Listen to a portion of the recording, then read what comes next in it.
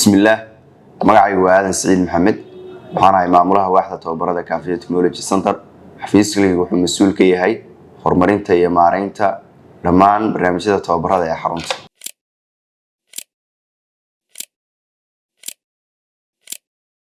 shaqadaydu waxay ka kooban tahay diyaarinta koorsooyin tayo sare leh ee ku saleysan baahida suuqyada diyaarinta jadwalka tababarka agabka loo baahan yahay iyo daryeelka ardayda inta lagu guda jiro tababarka diiwaangelinta iyo kormeerka imaanshaha ardayda si nidaamsan kaydinta natiijooyinka iyo qiimeynta fahamka casharada ee ardayda soo saarinta shahaadooyinka rasmiga ah ee ardayga kuwaas oo muujinaya heerka dadaalka ardayga uu bixiyay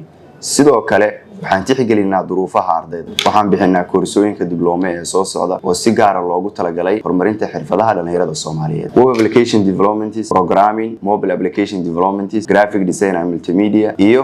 database management system dhammaan shaqooyinkaasi waxay muujinayaan in Kaafiya Technology Center ay tahay xarun lagu kalsoonaan karo isla markaana dhisaysa xirfado tayo leh